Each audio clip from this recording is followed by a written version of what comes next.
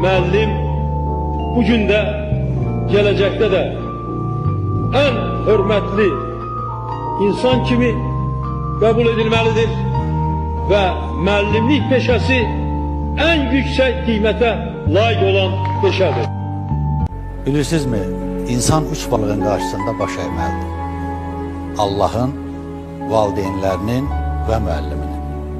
Çünki bunlar üçü də müqəddəs varlıqlardır. Müəllim haqqında bizim müdrik şəxsiyyətlərimiz, böyük şəxsiyyətlərimiz həmişə gözəl fikirlər söyləyirlər. Onun bir nümunəsi olaraq bizim hörmətli akademikimiz, mərhum akademikimiz Azad Mirzə Canzadə deyirdi ki, müəllim xeyirxah peşəkardır.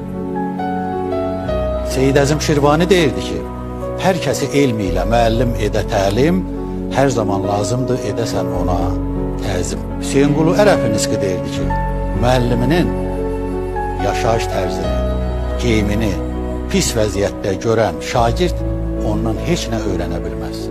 Mustafa Kemal Atatürk deyirdi ki, müəllim şama bənzəyir. Özü yanıb tükəndikcə ətrafını işıqlandırır. Ümummilli liderimiz Heydər Əliyev isə deyirdi ki, mən dünyada müəllim adımdan yüksək və şərəfli ad tanımıram. Alqışlara layiq ifadələr. Ona görə də bizim hər birimiz müəllim adı ilə, müəllim peşəsi ilə, müəllimlik peşəsinə xidmətimizlə çox böyük qürur duyuruq. Müəllim olmaq toxunmaqdır. Qəlblərə, həyatlara, gələcəyə toxunmaq. Müəllim olmaq işıq olmaqdır. İlham vermək, ruhlandırmaq, şagirdin real potensialının açılmasında vasitəçi olmaq. Müəllim olmaq bəlkə də kasıb bir ailədə doğulan gəncin həyatını bir cümlə ilə dəyişə bilməyi bacarır. Müəllim olan yerdə nə lazım günəş, onsuz da günəşdir özü müəllimin. Bir baxışla əridir buzları, tənhalıq səssiz dərs otağında dolur nəfəsi.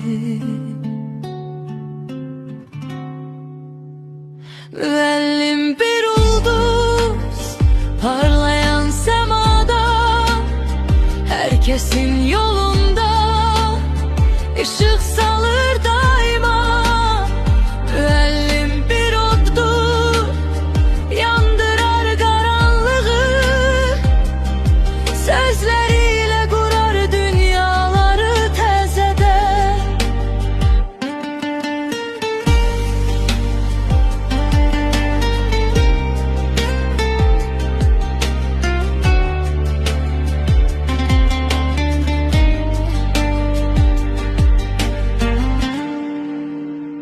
Qəlbi bir dəryadır, arzusu ümman, onda var məğrurluq, onda var inan.